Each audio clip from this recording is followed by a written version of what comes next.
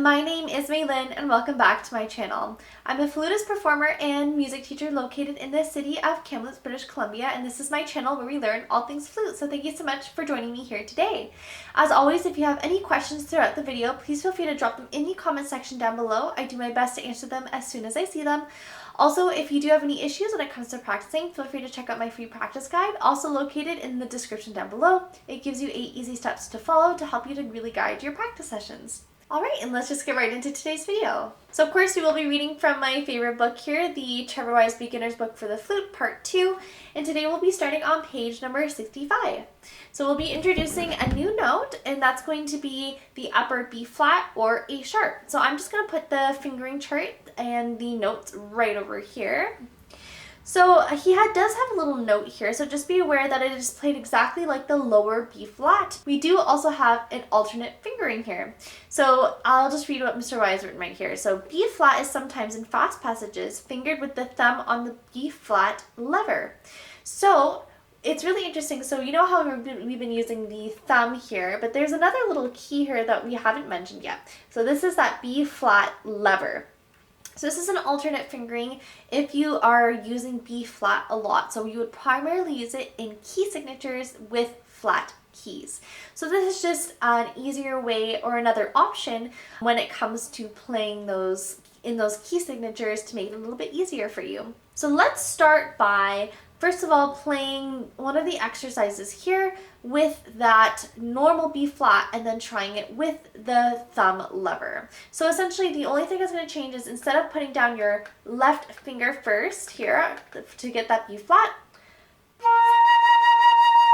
you're just going to make sure that you have that other lever covered, and then you can lift that key, and you'll notice that the same key here, which is the one right over here, is going to be pressed down. So that's that note. Alright, so let's just go through that first exercise to get us into playing B flat. So I'm just going to put it up right over here. We won't go through any of the first few starter bits just because it is just 4 quarter notes and a half note. But make sure that you do know the notes by writing them in if you're not sure which notes are which with those underlines. So we're just going to be playing from that high F there all the way up to the high C and down again. Alright, so I'm going to do it at this tempo. 1, 2, 3.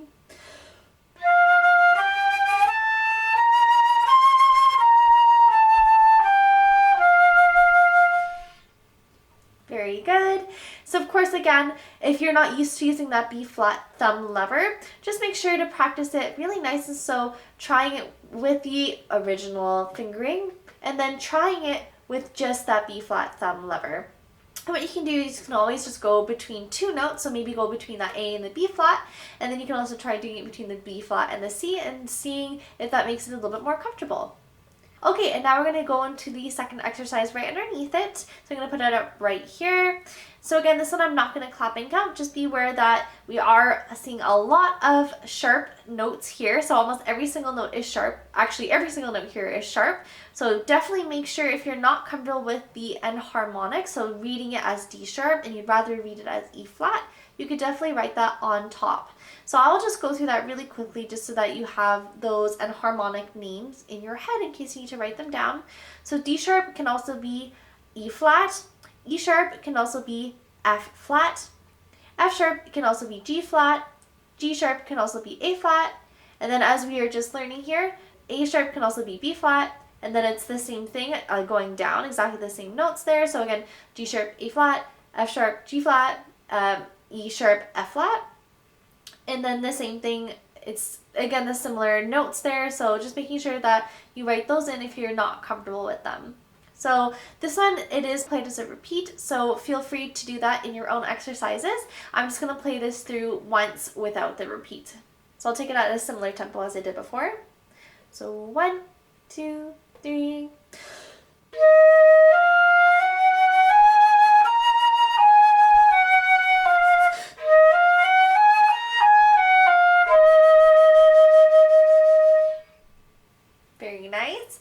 And then in that case, I actually played it with the normal fingering, but again, making sure that you can alternate comfortably between the two fingerings will be a really great advantage when you start getting into pieces where you start switching between different key signatures, or you have to get rid of that B flat and then bring it back, for example. All right, and now we're going to do a tone exercise. So we're actually going back to page 64 here, and this is where we can actually practice those really beautiful long tones and incorporating that new A sharp or B flat note. So I'm just going to put the entire exercise out right over here. So I'm not going to go through that first line. So this is something that would be great as a warm-up exercise. As usual, making sure that you start with a really beautiful, warm, open first note. So in this case, it's going to be that upper G. And again, going down chromatically as you go down through those steps, making sure that you're taking really beautiful deep breaths so you can get the best sound possible. So I'm just going to be focusing on the last two lines here, just because those are the ones that incorporate the B flat or the A sharp. But again, making sure that you go over those for yourself in your own time to make sure you're continuing to develop your tone. So I'm just going to practice it as if I were warming up myself. So using the repeats as a guideline and kind of using those notes and dynamics to give a little bit more shape into the exercise. Make sure that if you feel like you're disengaging, that you stop momentarily, give yourself a little break, and then get back into it. It's important to practice tone with intention.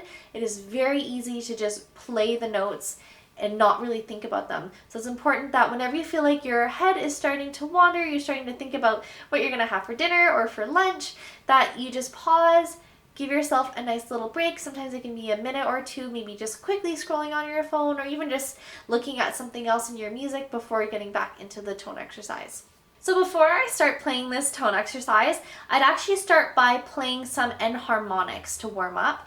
So what I would do is I would check out my tone development video. I'm actually going to put it in the iCards, I think in this corner or this corner, so that you can check out what I speak about in a little bit more detail. I just don't feel like I need to go into that in this video. So if you're interested, then definitely click on that one. But for now, I'm just going to practice that G with fingering the low C note to get the nice richness from the sound, and then I'll get into playing the actual exercise here. So this is the enharmonic G.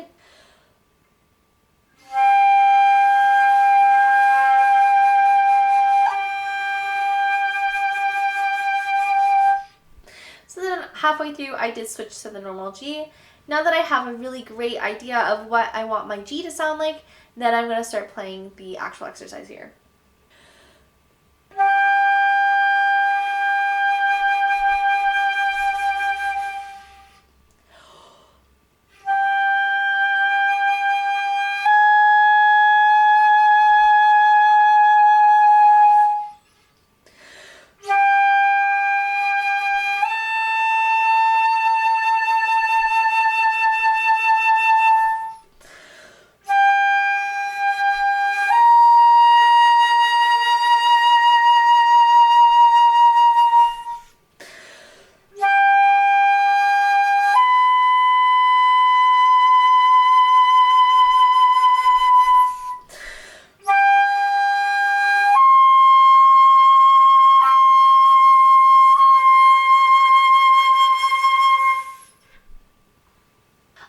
So I just went through and played through that tone exercise.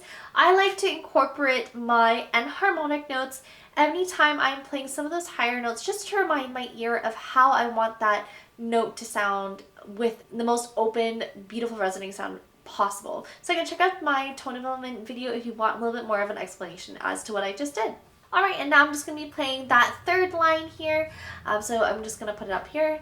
Again, making sure that you are really practicing. I would recommend using a tuner with this as well when you're going between the two different octaves, just to make sure they're all in tune. So I will play that here for you as well, just for reference.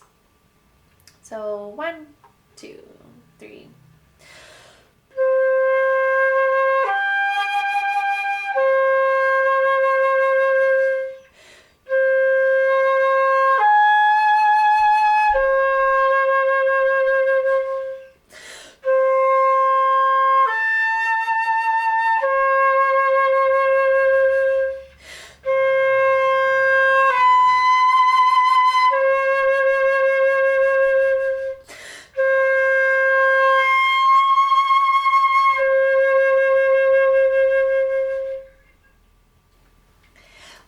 cool. So of course I did skip through playing those repeats, but I would highly recommend playing those repeats. And with these exercises, again, making sure that you are really focused in what you're doing. If you feel like your mind wanders, then take a little break, then come back to it.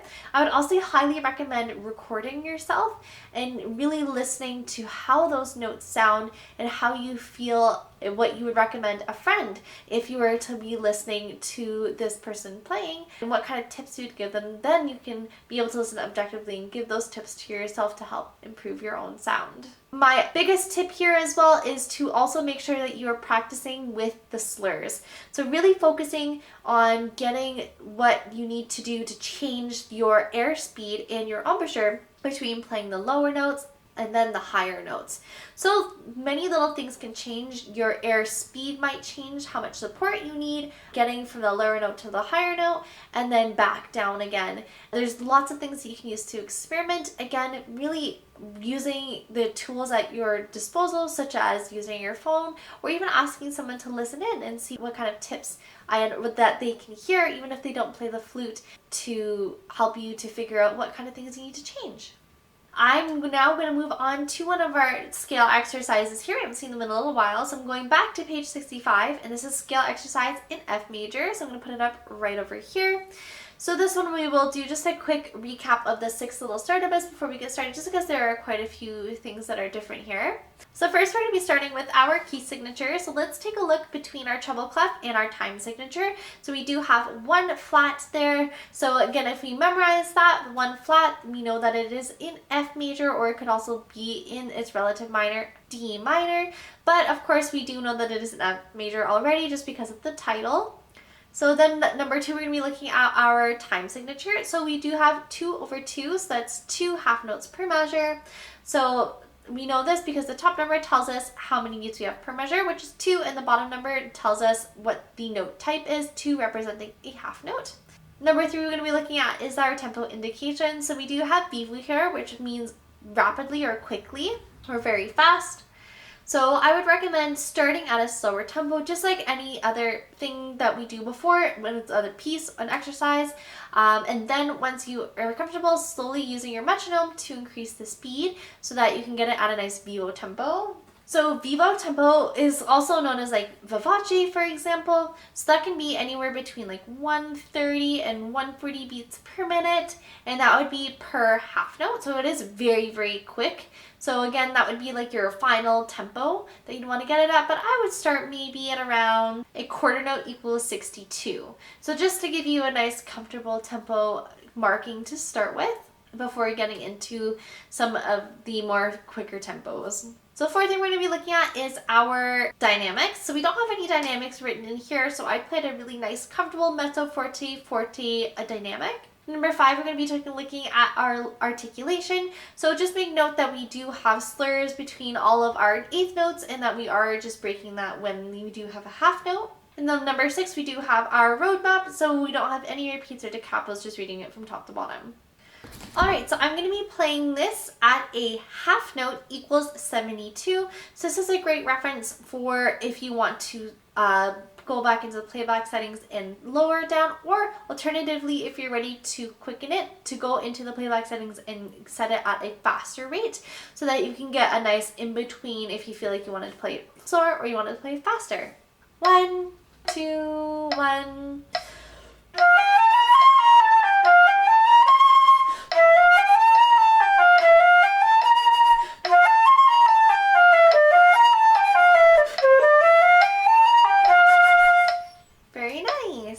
So again, making sure that if you feel like this is too fast for you, slowing it down. And even if you want to use the metronome to count out quarter notes, so be 1 and 2 and 3, that is totally fine with me, so long as the notes are nice and even and you are getting all of them really nice, as beautiful a sound as you can get. And again, I would highly recommend practicing this one with just the B flat thumb lever, just to get yourself used to playing that. Alright, and now we're going to get to the last part of our lesson here, and that is going to be the duet called Dance. This is on page number 66. I'm just going to put it up right over here. So again, we're just going to learn this just like we do any of our other duets. We'll start with the first part, doing all the 6 starter bits, clap and count, playing with the flute, and then the same thing with the second part as well. I will try to include the finished piece either at the beginning or the end of this video. Hopefully, if you've seen it already at the beginning, hope you enjoyed it. If not, then be sure to stick to the end to give it a good listen. So this is going to be the first part, and we're going to go through our first 6 starter bits. So number 1, we're going to go through that's a key signature.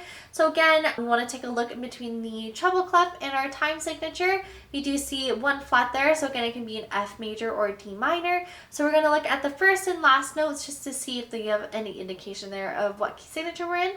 So we do start on an F in the second part, and we do end on an F in the first part at the end there. So I would say that it highly indicates that we're an F major. So I would again look to see if we can find the raised 7th of the minor key to see if there's any indication of that being there. So again, the minor key is D minor.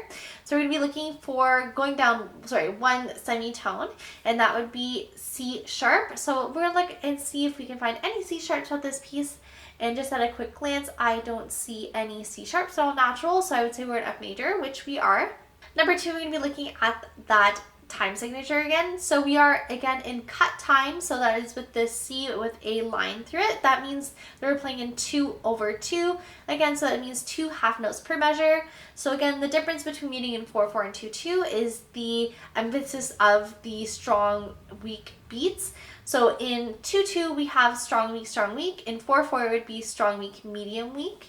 So making sure that we do have that nice flow of strong weak, strong weak, strong weak, strong weak. Number 3, you're going to be looking at that tempo indication again. So again, we do have vivo written up there, so that means very quickly, or like vivace, for example. When I do play it, I will play it again. I think I want to play it at 72 equals a half note, just so that again, if you want to slow that down, it sounds still quite nice, but also if you speed it up to get it at a faster tempo, it also sounds good as well. Next, we're going to be looking at our dynamics. So again, the dynamics are going to be split between the 2 parts. So we start at the very beginning with a forte.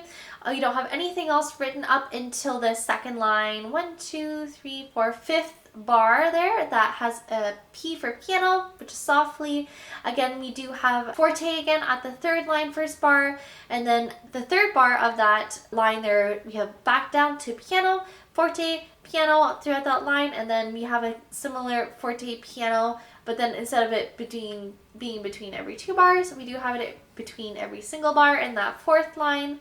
And then we again end on a forte all the way up to the beginning, where we repeat exactly the same thing.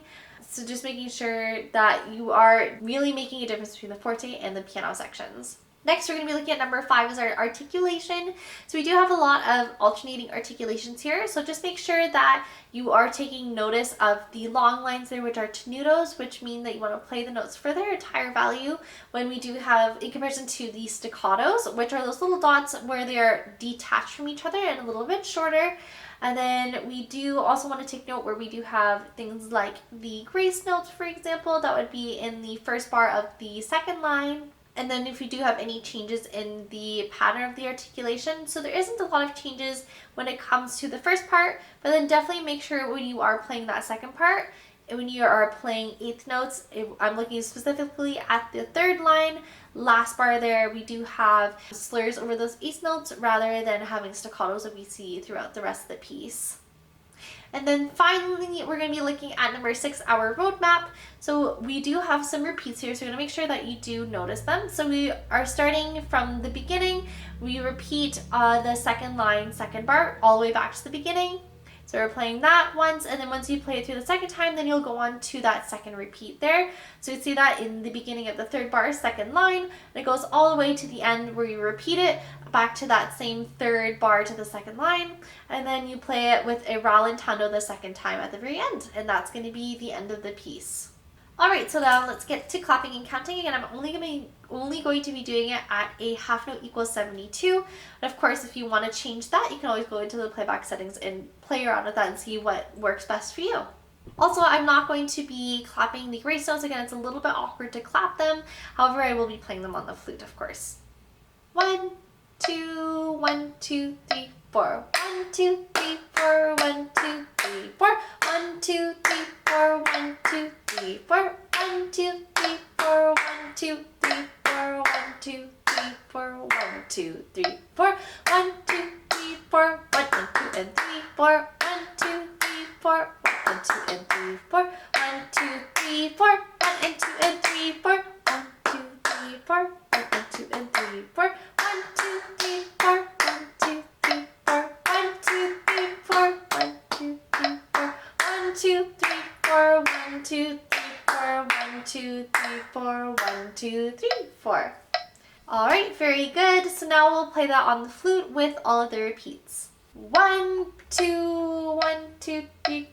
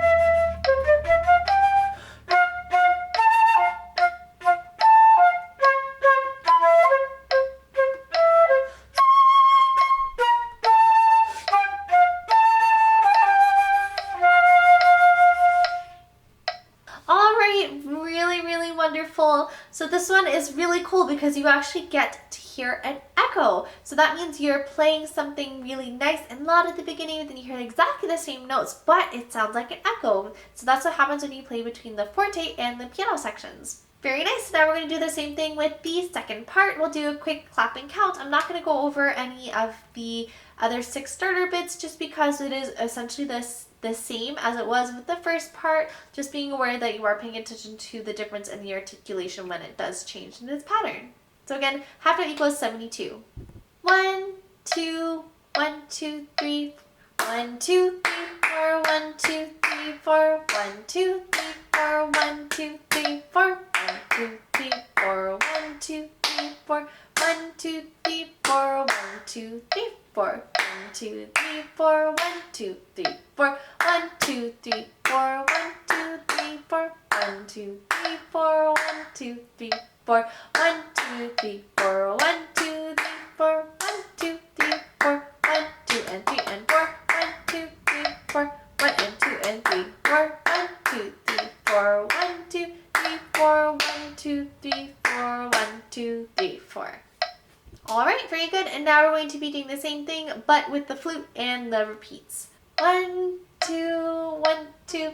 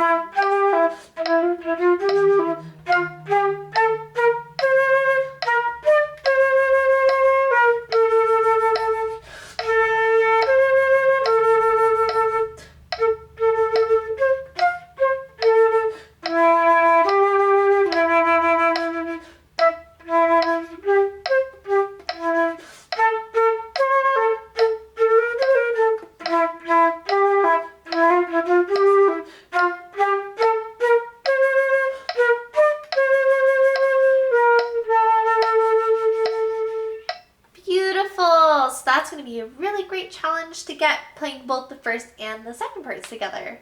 Alright, so that's going to be it for today's video. Thank you so much for joining me here today. As always, if you have any questions about anything at all when it comes to flute, please drop them in the comment section. I do my best to answer them as soon as I see them. And of course, check out my free practice guide, which is also located in that description. As always, thank you so much for joining me here today. You are absolutely amazing. I love that you are here learning the flute with me, and I'm excited to see how you continue to learn.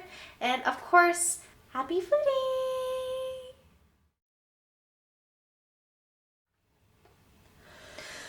Bye.